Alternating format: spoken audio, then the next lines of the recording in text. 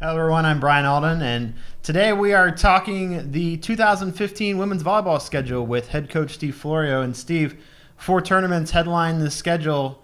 Biggest one, of course, is the IPFW Invitational coming back this year. Yeah, we're happy to be back on campus to start the season. We've got a nice field with some good competitive teams in there. So I think it's a great way to start our season. Obviously, we're going to have a lot of new players on our team with 6 players coming in, so it'll be a great way to get them going off the bat with a 3 home contests.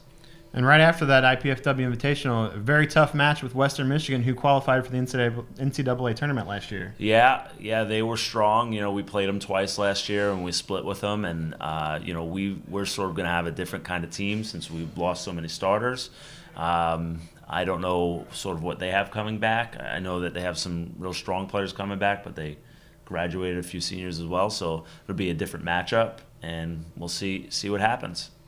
And the other tournaments you guys are going to is at Bowling Green, at Indiana State, and at Miami, Ohio. Can you talk about a couple of those matchups that you see from those tournaments? At the Bowling Green tournament, I think we're going to see some good competition out of all 3 teams. Wright State is on the upswing. Loyola Chicago also on the upswing, both strong programs. And, of course, Bowling Green being a MAC school and somebody that we typically pay almost every year. And I think it goes one way or the other. It's about 50-50, I think, the last few times we played. So then we've got the Indiana State tournament. We'll play 4 matches there, so it'll be a good test of our endurance. 2 matches each day, and they're spread out pretty far apart. So the trick is going to be, can we play early in the morning and then sort of not lose our focus and then come back later that night and play again.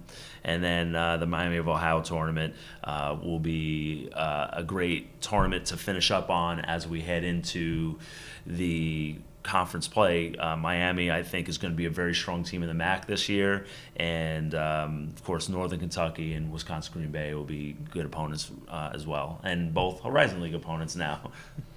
We kind of look at the non-conference schedule first, non-league schedule. A lot of MAC schools in there. You got 6 MAC schools, out of a league that's about 12 teams. So you're playing about half the MAC conference. Yeah.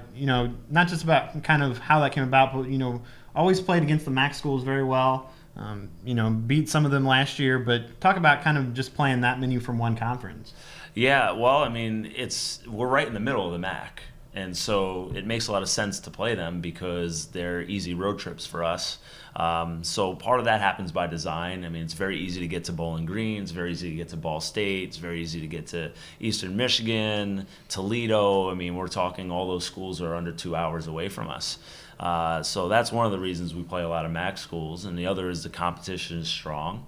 And then lastly, for a few of these tournaments, like the Indiana State tournament, it just so happened Eastern Michigan got in it, and we didn't schedule that. Indiana State scheduled that. So just makes a lot of sense, and again, they're in our region, and we are competitive with them, so why not? I mean, last year, Western Michigan won the MAC, and we played them, and we beat them, so, we can be competitive with MAC schools.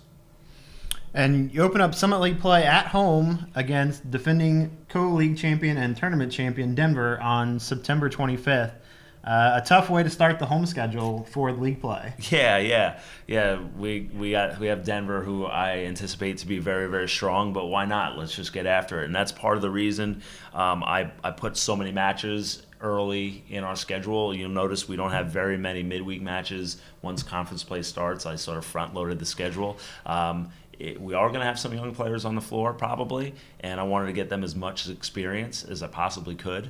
And hopefully by the time Denver rolls around, we'll be experienced enough because that's going to be a very strong team with a lot of veteran players. So I think what you're going to see out of our team really in general is hopefully growth over the course of the season. So maybe the next time we play Denver, they'll see a different IPFW team. But hopefully by the time we play them the first time, enough experience through the front-loaded schedule that we're going to be very competitive. And to close out the season, you have 3 road games and then followed by 3 home games to end the year on. Talk about how that is to end the season with 3 home matches. Well, I'm looking forward to it. I'm sure the team is, because this is a tough league as far as travel goes. You have to win at home. I think, to have 3 home matches at the end, where I anticipate us being our strongest, because I think we're going to be the type of team that grows continuously throughout the course of the season. I think that's great that we can finish with 3 matches at home. Probably, I'm anticipating everybody's going to need wins at the end of the season, so to have 3 home matches to do those and get those wins, I think it's going to be very, very good. And then because we, have to head out to Denver for the conference tournament after that, it'll be nice to have been home for 2 weekends before we head out on the road. All right, Coach. Thanks for taking the time, and make sure to come out for the IPFW Invitational, the first home match of the year, on August 28th. Thanks, Coach. Thank you.